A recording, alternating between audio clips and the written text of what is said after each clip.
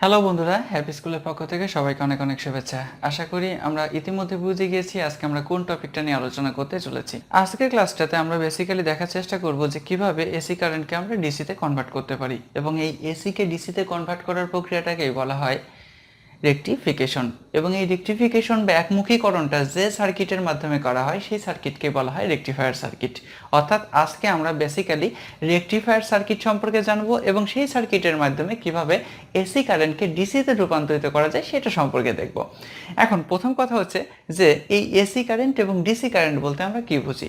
ইতিমধ্যে আমরা আমাদের হ্যাপি স্কুলে এসি কারেন্ট এবং ডিসি কারেন্ট সম্পর্কে বিস্তারিত আলোচনা করেছি। তারপরও যেহেতু আজকের ক্লাসটাতে আমাদের এসি কারেন্ট এবং ডিসি কারেন্ট সম্পর্কে জানা লাগবে, সো আমি খুবই ব্রিফলি এসি কারেন্ট এবং ডিসি কারেন্ট সম্পর্কে তোমাদেরকে একটা ধারণা দিচ্ছি। ওকে, যে এসি, এই এসিটাকে তুমি যদি ট্রান্সলেট করো তাহলে তুমি পাবা হচ্ছে alternate current. Alternate current for আমরা যেটা বুঝি সেটা হচ্ছে দিক পরিবর্তী প্রবাহ।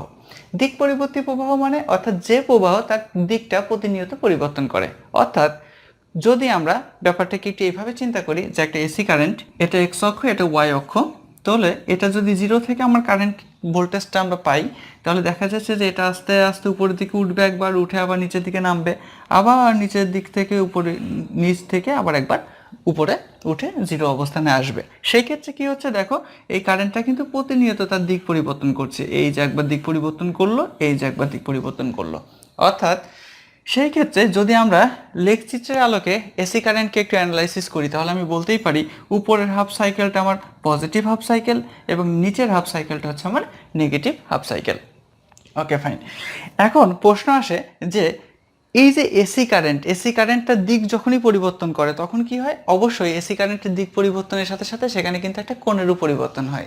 কেন কোণের পরিবর্তন হয়? কেননা দেখো, যখন এইখানে ছিল আমি বলতেই পারি যে এটা বেসিক্যালি অ্যাঙ্গেলটা ছিল জিরো। যখন সে এইখান থেকে এই অর্ধেক চক্র কমপ্লিট করলো, অর্থাৎ সে 180 ডিগ্রি কোণ কিন্তু অতিক্রম করলো, তখন আমরা বলতে পারি এইখানকার তার কোণের অবস্থানটা ছিল পাই। একইভাবে যদি এইখান থেকে এইটুকুকে চিন্তা করি, অর্থাৎ এখানে আরও 180 ডিগ্রি সে পরিবর্তন করলো, অর্থাৎ এইখানে এসে আমরা কোণের পরিবর্তনটা পেয়ে গেলাম 2π। তাহলে আমরা দেখতে পাচ্ছি এসি সিগন্যালের কিন্তু একটা অনন্য বৈশিষ্ট্য হচ্ছে এসি সিগন্যাল তার দিক পরিবর্তন করার সাথে সাথে তার কোণটাকে পরিবর্তন করে। আর যখনই কোনো সিগন্যাল কোণ পরিবর্তন করে তখন আমরা ইলেকট্রনিক্সের ভাষায় সেটাকে বলি সে তার ফেজ বা দশাটাকে পরিবর্তন করে। অর্থাৎ এসি সিগন্যাল হচ্ছে সেই সমস্ত সিগন্যাল যে সিগন্যালের মধ্যে আমরা ফেজ বা দশা পার্থক্য পাবো। ওকে, এখন প্রশ্ন আসে তাহলে ডিসি কারেন্ট কারা? DC current basically normally digital কারেন্টও বলা হয় এটাকে, এবং ডিজিটাল শব্দটা ডিজিট থেকে এসেছে, এবং ডিজিট বলতে আমরা বাইনারি নাম্বারকে বুঝি 0 এবং 1, এবং সেই ক্ষেত্রে ডিজিটাল কারেন্টে কিন্তু কোনো ফেজ থাকে না, এবং নর্মালি ডিজিটাল কারেন্টে 0 বলতে বোঝায় যে এখানে কোনো ভোল্টেজ পাস হচ্ছে না বা ভোল্টেজ ড্রপ করছে না।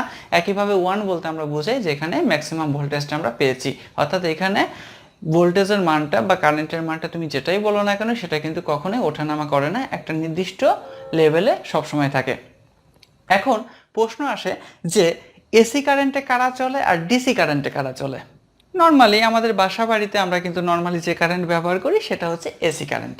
এসি কারেন্টে কারা চলে? খুব সিম্পলি আমাদের বৈদ্যুতিক ফ্যান এসি কারেন্টে চলে, তারপরে হচ্ছে বৈদ্যুতিক বাতি এসি কারেন্টে চলে, তারপরে ওয়াটার হিটার আমরা এসি কারেন্টে চালাতে পারি, আরও অনেক রকম ডিভাইস আছে যেগুলোকে কিন্তু আমরা এসি কারেন্টে চালাই। কিন্তু আমরা আমাদের রেগুলার লাইফে এমন কিছু ডিভাইসও ব্যবহার করি যাদের কিন্তু ডিসি কারেন্ট ছাড়া চলে না, যেমন তোমার স্মার্টফোন, একইভাবে তোমার ল্যাপটপ বা তোমার ডেস্কটপ। এই ক্ষেত্রে যেটা হয় যে মোবাইল ফোনে যখন আমরা চার্জ দিই বা ল্যাপটপে যখন আমরা চার্জ দিই বা ডেস্কটপে যখন আমরা কারেন্টের সাথে কানেক্ট করি এসি কারেন্টের সাথে, তখন যেটা হয় যে ওই মোবাইল ফোনের চার্জার বা ল্যাপটপের চার্জারের মধ্যে কিন্তু এই রেকটিফায়ার সার্কিটটা সংযুক্ত করা থাকে। কেননা মোবাইল ফোন বা ল্যাপটপ তো এসি কারেন্টে চলবে না, তার তো ডিসি কারেন্ট লাগবে, এবং এই মোবাইল ফোনের চার্জারের সাথে যে রেকটিফায়ার সার্কিট থাকে বা ল্যাপটপের চার্জারের সাথে যে রেকটিফায়ার সার্কিট থাকে সেটাই কিন্তু বেসিক্যালি আমাদের এসি সিগন্যালটাকে বা এসি ভোল্টেজটাকে ডিসি ভোল্টেজে কনভার্ট করে। তাহলে আশা করি তোমরা বুঝতে পেরেছো যে এসিকে ডিসি করা বা একমুখীকরণটা আমাদের রেগুলার লাইফের জন্য কতটা প্রয়োজনীয়। তো এখন যদি আমরা রেকটিফিকেশন সম্পর্কে জানতে চাই তাহলে পরে নর্মালি রেকটিফিকেশন দুই প্রকার। একটা হচ্ছে হাফ ওয়েভ রেকটিফিকেশন আর একটা হচ্ছে ফুল ওয়েভ রেকটিফিকেশন। তো আমরা প্রথমে যেটা আলোচনা করব সেটা হাফ ওয়েভ রেকটিফিকেশন, এবং তারপরে হাফ ওয়েভ রেকটিফিকেশনের সুবিধা অসুবিধাগুলো আলোচনা করার পর আমরা ফুল ওয়েভ রেকটিফিকেশন সম্পর্কে তোমাদের সঙ্গে আলোচনা করব। তাহলে যদি আমরা হাফ ওয়েভ রেকটিফিকেশন নিয়ে আলোচনা করি, তাহলে আমাদের যে সার্কিটটা আমরা এখানে এঁকে রেখেছি সেই সার্কিটটা আমাদেরকে বুঝতে হবে। প্রথমত রেকটিফিকেশনে আমাদের যেটা অবশ্যই লাগবে সেটা হচ্ছে ডায়োড। ডায়োড বলতে আমরা বুঝি পি টাইপ এবং এন টাইপের যে কম্বিনেশন সেটাকেই বলা হয় হচ্ছে ডায়োড বা পিএন জাংশন। এবং এই ডায়োডের যে প্রধান কাজ, সেই প্রধান কাজটাই হচ্ছে এটা এসি কারেন্টকে ডিসি কারেন্টে কনভার্ট করে। এখন প্রশ্ন আসে যে এই যে ডায়োড পিএন জাংশন, এই ডায়োড নর্মালি কিভাবে কাজ করে। আমরা সবাই জানি যে ডায়োডের একটা প্রান্ত থাকে পি এবং একটা প্রান্ত থাকে এন। তো নর্মালি ডায়োডের সাথে যখন আমরা একটা ব্যাটারিকে কানেক্ট করি, এবং যদি আমরা ব্যাটারির পজিটিভ প্রান্তের সঙ্গে পি প্রান্তকে এবং নেগেটিভ প্রান্তের সঙ্গে এন প্রান্তকে যদি কানেক্ট করতে পারি, তাহলে কিন্তু সেই ডায়োডটা ফরওয়ার্ড বায়াস হিসেবে কাজ করে, অর্থাৎ ডায়োডটা চালু হয় এবং তার মধ্য দিয়ে ভোল্টেজ পাস করে।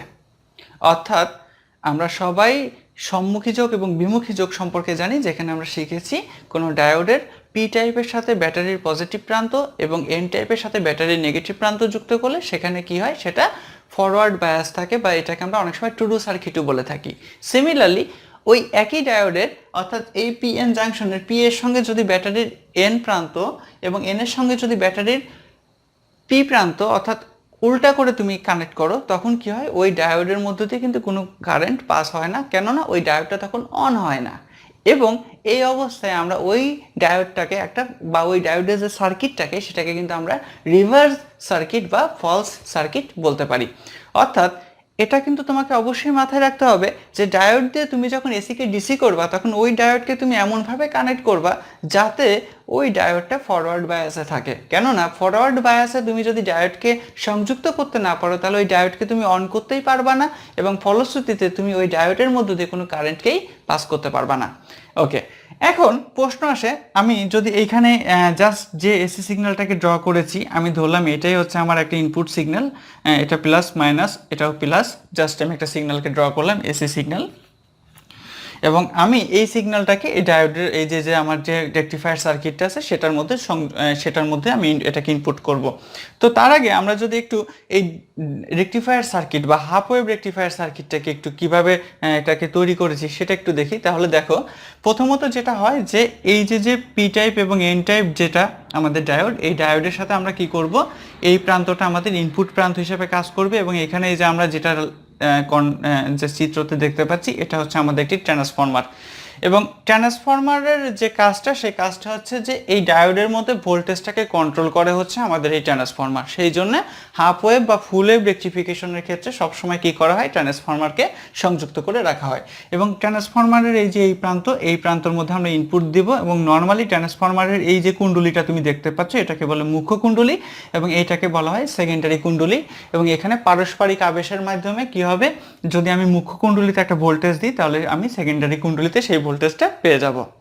ওকে, এবং আমরা এইখানে একটা লোড রেজিস্ট্যান্স আরএল কে সংযুক্ত করব, কেননা একটা ইকুইভ্যালেন্ট সার্কিট ক্রিয়েট করার ক্ষেত্রে অবশ্যই আমাদের একটা রেজিস্ট্যান্স দরকার। ওকে, এখন প্রশ্ন আসে, দেখো যে আমি জাস্ট চিন্তা করে নিলাম, যদি আমি এইখানে একটা ব্যাটারিকে কানেক্ট করি, বা আমি যখন এই ভোল্টেজটাকে দিচ্ছি, আমি প্রথমে দিচ্ছি পজিটিভ হাফ সাইকেল। জাস্ট চিন্তা করো, আমার সিগন্যালটা ঢুকছে এর মধ্যে, তাহলে ঢুকলে পরে নর্মালি সিগন্যালের মাথাটা আগে ঢুকবে, অর্থাৎ পজিটিভ হাফ সাইকেলটা আমার আগে ঢুকবে। পজিটিভ হাফ সাইকেল আগে ঢুকা মানে কি, যদি আমি জাস্ট ডিরেকশনটাকে একটু এভাবে চিন্তা করি যে এই প্রান্তটা প্লাস এবং এই প্রান্তটা মাইনাস, কেননা আমরা দেখতে পাচ্ছি সিগন্যালটা কিন্তু অল্টারনেট কারেন্ট বা এসি কারেন্টের ফেজ প্রতিনিয়ত পরিবর্তন করে, অর্থাৎ এটা ডিরেকশন চেঞ্জ হচ্ছে। তো আমি ধরলাম যে পজিটিভ হাফ সাইকেলের জন্য আমার যে ডিরেকশনটা থাকবে, সেই ক্ষেত্রে কি হবে, উপরের প্রান্তটা, অর্থাৎ এটাকে যদি এ প্রান্ত আর এটাকে যদি বি প্রান্ত ধরি, তাহলে এ প্রান্তটা পজিটিভ এবং বি প্রান্তটা নেগেটিভ হিসেবে কাজ করবে। ওকে, তাহলে খুব সিম্পলি আবেশ প্রক্রিয়ায় এই যে ভোল্টেজটা, এই ভোল্টেজটা এখানে চলে আসবে, অর্থাৎ তখন এটাও পজিটিভ হিসেবে কাজ করবে এবং এটা নেগেটিভ হিসেবে কাজ করবে। এখন কি হচ্ছে দেখো, যদি আমি পজিটিভ হাফ সাইকেল দিই এবং সেই ক্ষেত্রে যদি আমার সিগন্যালটা এটা পজিটিভ আর এটা নেগেটিভ হয়, তখন যেটা হবে সেটা হচ্ছে যে আমরা দেখতেই পাচ্ছি এই যে পিএন জাংশনের পি প্রান্তের সঙ্গে কিন্তু আমরা পজিটিভ প্রান্তকে কানেক্ট করে দিয়েছি বা পজিটিভকে সংযুক্ত করতে সক্ষম হয়েছি। তাহলে অটোমেটিক্যালি এই ডায়োডটা অ্যাক্টিভেট হয়ে যাবে।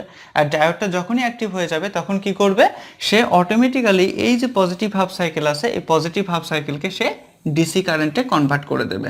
অর্থাৎ এটা হচ্ছে আমাদের তখন হয়ে যাবে কি ডিসি কারেন্ট। এখন প্রশ্ন আসে, যখন নেগেটিভ হাফ সাইকেলের মধ্যে প্রবেশ করবে তখন কি হবে? দেখো ভাই, পজিটিভ হাফ সাইকেলের জন্য যদি এ প্রান্ত প্লাস এবং বি প্রান্ত মাইনাস হয়, তাহলে নেগেটিভ হাফ সাইকেলের জন্য অবশ্যই এটা চেঞ্জ হয়ে যাবে, এর ডিরেকশন চেঞ্জ হয়ে যাবে। অর্থাৎ এ প্রান্তটা তখন মাইনাস হয়ে যাবে আর বি প্রান্তটা তখন প্লাস হয়ে যাবে। তাহলে যদি সেটা হয় তাহলে কি হচ্ছে দেখো, অটোমেটিক্যালি এটা হয়ে গেল এখন মাইনাস আর এটা হয়ে গেল এখন প্লাস পারস্পরিক আবেশের ফলে। তাহলে আমরা দেখতেই পাচ্ছি ডায়োডটা কিন্তু পি প্রান্তের সঙ্গে আমাদের ডায়োডের পি টাইপের সঙ্গে আমরা কিন্তু অটোমেটিক্যালি আমরা এখানে এন কে যুক্ত করেছি। তাহলে যখন আমি নেগেটিভ সোর্স যুক্ত করে দেবো তখন এটা কিন্তু কি রিভার্স বায়াসে চলে যাবে। আর রিভার্স বায়াসে চলে যাওয়া মানে এই ডায়োডটা কিন্তু আর অন থাকবে না। আর খুব সিম্পলি কোনো একটা সার্কিট যদি অন না থাকে তাহলে তার মধ্য দিয়ে তো ভোল্টেজ যাওয়ার বা কারেন্ট যাওয়ার কিন্তু কোনো পসিবিলিটি থাকে না। অ্যান্ড দ্যাটস ওয়াই যেটা হবে যে আমরা এই নেগেটিভ হাফ সাইকেলের জন্য আউটপুটে কোনো কারেন্ট পাবো না, অর্থাৎ এখানে আমরা একটা গ্যাপ পেয়ে যাব। সিমিলারলি আবার যখন আমি পজিটিভ হাফ সাইকেলের মধ্যে ঢুকাবো তখন অটোমেটিক্যালি ডিরেকশন চেঞ্জ হয়ে যাবে, অর্থাৎ এ আবার পজিটিভ বি আবার নেগেটিভ হয়ে যাবে, অর্থাৎ এখানেও ডিরেকশন চেঞ্জ হয়ে যাবে এবং অটোমেটিক্যালি কি হবে, এই পজিটিভ হাফ সাইকেল যেটা এসি কারেন্ট ছিল সেটাও কিন্তু আমার ডিসিতে কনভার্ট হয়ে যাবে। বুঝতে পেরেছো আশা করি ব্যাপারটা। এবং এইভাবেই কিন্তু আমরা কি করি, সাধারণত এসি কারেন্টকে ডিসি করি এবং সেই ক্ষেত্রে এই যে এসিকে ডিসি করার প্রসেস, এই প্রসেসটাকে বলা হয় হাফ ওয়েভ রেকটিফিকেশন। ওকে, এখন অনেকের মনে একটা প্রশ্ন এখানে থাকতে পারে, সেই প্রশ্নটা হচ্ছে যে স্যার এইখানে আপনি আমাদের যে ডিসি কারেন্টের কথা বললেন, ডিসি কারেন্টের সিগন্যাল তো নর্মাল যে সিআর আমরা নর্মালি যেভাবে এটাকে দেখে অভ্যস্ত সেটা তো এরকম না, সেটা নর্মালি হয় হচ্ছে এরকম। তো এটার সাথে এটার এই যে পার্থক্যটা এরকম কেন হলো? এর কারণ হচ্ছে যখন আমরা এসিকে ডিসিতে কনভার্ট করি তখন কিছু পরিমাণ কারেন্ট এসি হয়ে এর মধ্যে ঠিকই ঢুকে যায় এবং তার কারণে এখানে ফেজের যে ব্যাপারটা সেটা থেকেই যায়। পরবর্তীতে আমরা এই সিগন্যালটাকে যখন আরসি ফিল্টারের মধ্যে অর্থাৎ রেজিস্টার ক্যাপাসিটার ফিল্টারের মধ্যে দিয়ে এটাকে ফিল্টারিং করি তখন অটোমেটিক্যালি আমরা এরকম একটা সিগন্যাল পেয়ে যাই। তো যদিও আমরা ফিল্টারিং নিয়ে পরবর্তীতে অবশ্যই কোনো একটা ক্লাস আলোচনা করব। এখন ব্যাপারটা হচ্ছে যে এই যে হাফ ওয়েভ রেকটিফিকেশনে যেটা আমাদের প্রবলেম ছিল, সেই প্রবলেমটা হচ্ছে দেখো যে আমাদের টোটাল সিগন্যালের অর্ধেক কিন্তু আমরা লস্ট করছিলাম, অর্থাৎ ইনপুটে আমরা যে সিগন্যাল দিচ্ছিলাম আউটপুটে তার অর্ধেক পাচ্ছিলাম। কেন আমাদের এই যে নেগেটিভ হাফ সাইকেল আছে এই নেগেটিভ হাফ সাইকেলটা আমরা কিন্তু আউটপুটে পাচ্ছিলাম না, এটা একটা প্রবলেম। আচ্ছা, আর একটা প্রবলেমও ছিল, সেই প্রবলেমটা কি ছিল দেখো, আমি যদি হাফ ওয়েভ রেকটিফায়ার সার্কিটের মাধ্যমে আমার ল্যাপটপ বা আমার মোবাইল ফোনকে চার্জ দিতাম তাহলে কি হতো, তাহলে যেটা হতো যে আমরা এইখানে টোটাল কারেন্টের অর্ধেক পাওয়ার কারণে যেটা হতো যে এই সময়টাতে আমাদের মোবাইল ফোনটা চার্জিং কন্ডিশনে থাকতো, আবার এই কন্ডিশন অবস্থায় সে অফ কন্ডিশনে থাকতো, এইখানে চার্জিং কন্ডিশনে থাকতো আর একটু আগে আসলে অফ হয়ে যেত, অর্থাৎ একবার অন হতো একবার অফ হতো। এর ফলশ্রুতিতে কি হতো, আমাদের চার্জ দিতে কিন্তু অনেক বেশি সময় লেগে যেত এবং তাছাড়াও আমরা বলতে পারি যে আমাদের এখানে ইনপুট সিগন্যালের অর্ধেক আমরা আউটপুটে পাইতাম, অর্থাৎ এখানে আমাদের কি হতো যে আমাদের ইনপুট কারেন্টের তুলনায় আউটপুটে আমরা অর্ধেক কারেন্ট পাইতাম। তো এই প্রবলেমটা দূর করার জন্য পরবর্তীতে আমরা ফুল ওয়েভ রেকটিফিকেশনের ব্যাপারটা চিন্তা করলাম যে কিভাবে আমরা জাস্ট পজিটিভকে তো আমরা হাফ ওয়েভের মাধ্যমে বা একটা ডায়োড সংযুক্ত করে এসি থেকে ডিসি করতে পারি, এখন আমরা নেগেটিভকেও কিভাবে এসি থেকে ডিসিতে কনভার্ট করতে পারি। তো সেই ক্ষেত্রে জাস্ট হাফ ওয়েভ সার্কিটের যে সার্কিটটা আমাদের আছে সেই সার্কিটটাতে আমরা সামান্য একটু পরিবর্তন আনবো। পরিবর্তনটা এমন, দেখো এখানে একটা ডায়োড আছে, আমি এখানে জাস্ট আরেকটা ডায়োডকে সংযুক্ত করব।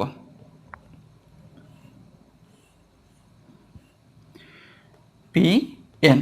এখন দুইটা ডায়োডকে এভাবে সংযুক্ত করলে আমাদের সার্কিটে যেটা হবে সেটা হচ্ছে উপরের পার্টটা সম্মুখীতে থাকলে নিচের পার্টটা বিমুখীতে চলে যাবে, অর্থাৎ প্লাস মাইনাস সার্কিটটা কিন্তু নিউট্রাল হয়ে যেত। এই সার্কিট দিয়ে আমরা কিন্তু এসিকে ডিসি করতে পারতাম না। এই কারণে আমাদের এইখানে যে লোড রেজিস্ট্যান্স আছে এই লোড রেজিস্ট্যান্সটাকে আমরা একটু জাস্ট এইভাবে বসাবো,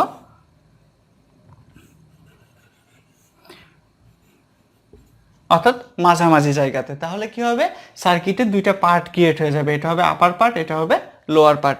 সেই ক্ষেত্রে সার্কিটটার হয় এই পার্টটা অ্যাক্টিভ থাকবে সিগন্যালের ইনপুট সিগন্যালের ধরনের উপর ভিত্তি করে, নয়তো আমাদের এই পার্টটা ইনপুট থাকবে। অর্থাৎ এই পার্ট আর এই পার্টের মধ্যে আমরা একটা ব্যারিয়ার ক্রিয়েট করে দিতে পারবো, কার মাধ্যমে? লোড রেজিস্ট্যান্সের মাধ্যমে, এবং তার ফলশ্রুতিতে আমাদের এই দুইটা ডায়োড কিন্তু তাদের নিজেদের মতো স্বতন্ত্রভাবে কাজ করতে পারবে। তো এইবার এইভাবে কানেক্ট করার ফলশ্রুতিতে ঘটনাটা কি ঘটে চলো আমরা দেখি। প্রথম কথা, আমরা পজিটিভ হাফ সাইকেলকে আমরা দিচ্ছি। তাহলে পজিটিভ হাফ সাইকেলকে আমি যখনই দিব তখন অটোমেটিক্যালি কি হবে, এইখানে পজিটিভ হাফ সাইকেল আমি দেওয়ার সাথে সাথে আমি ধরলাম এটা প্লাস এটা মাইনাস, তাহলে অটোমেটিক্যালি এখানেও এটা প্লাস এটা মাইনাস হবে। তাই যদি হয় তাহলে দেখো এই উপরের ডায়োড 1 নাম্বার ডায়োডটাকে তুমি যদি দেখো, 1 নাম্বার ডায়োডের পি এর সাথে পজিটিভ এবং এন এর সাথে কিন্তু নেগেটিভ সোর্স কানেক্ট হয়ে যাচ্ছে, কেননা এটা যদি পজিটিভ হয় অটোমেটিক্যালি তখন এটা কিন্তু নেগেটিভ হিসেবে কাজ করবে। ওকে, তাহলে কি হচ্ছে, এটা আমাদের সম্মুখী যোগ বা ফরওয়ার্ড বায়াসে চলে যাচ্ছে। কিন্তু অটোমেটিক্যালি যদি তুমি নিচেরটার কথা চিন্তা করো, তাহলে নিচেরটা এটা কি হয়ে যাচ্ছে, এটা নেগেটিভ হচ্ছে। যেহেতু এটা পজিটিভ ছিল তাহলে কি এটা কি নেগেটিভ, তাহলে এটা যদি নেগেটিভ হয় তাহলে অটোমেটিক্যালি কি হচ্ছে, এই ডায়োডটা কিন্তু আমার রিভার্স বায়াস থাকতেছে। অর্থাৎ এই ডায়োডের মধ্যে আমরা কোনো ভোল্টেজ পাবো না, কিন্তু 1 নাম্বার ডায়োডটার মধ্য দিয়ে আমরা একটা ভোল্টেজ পাবো, এবং যার ফলশ্রুতিতে আমাদের এসি কারেন্টটা এখানে ডিসিতে রূপান্তরিত হয়ে যাবে। কিন্তু যখন নেগেটিভ হাফ সাইকেল আমি দেব তখন কি হবে, আমাদের হাফ ওয়েভের চিত্র অনুসারে এইটা তখন কাজ করবে না, কেননা এটা কি হয়ে যাবে, এটা মাইনাস আর এটা প্লাস হয়ে যাওয়ার ফলে কি হবে, এটা রিভার্স হয়ে যাবে।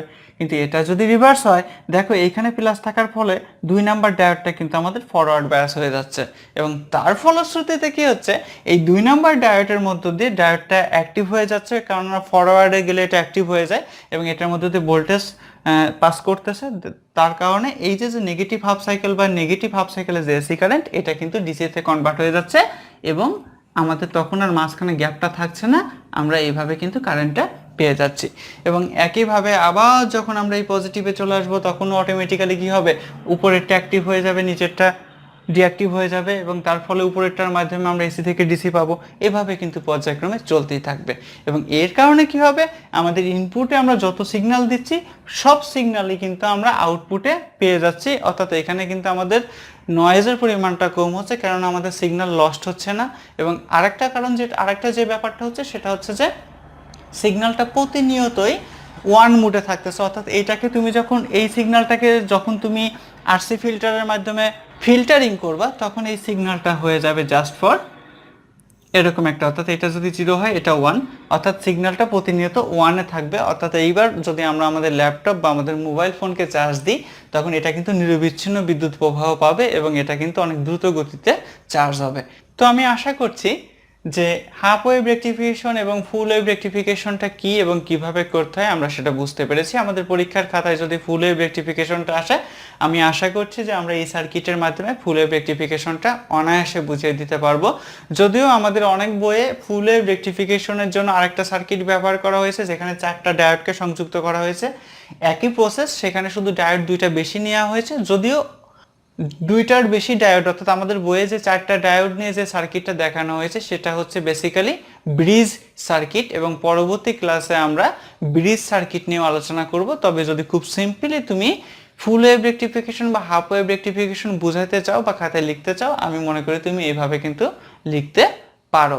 তো আমি আশা করছি আজকে ক্লাসটা আমরা বুঝতে পেরেছি যে কিভাবে একটা এসি সিগন্যালকে আমরা ডিসি সিগন্যালে কনভার্ট করতে পারি, এবং সেক্ষেত্রে রেকটিফায়ার সার্কিট বলতেই বা আমরা কি বুঝি, এবং তার সঙ্গে আমরা এসি সিগন্যাল এবং ডিসি সিগন্যাল সম্পর্কেও হয়তো সামান্য কিছু ধারণা লাভ করতে পেরেছি। পরবর্তী ক্লাসে আমরা সেমিকন্ডাক্টর ও ইলেকট্রনিক্সের আরও যে সমস্ত টপিক আছে যেগুলো নিয়ে আমরা এখনও আলোচনা করিনি, সে টপিকগুলো নিয়ে তোমাদের সামনে হাজির হব। সে পর্যন্ত ধন্যবাদ সবাইকে।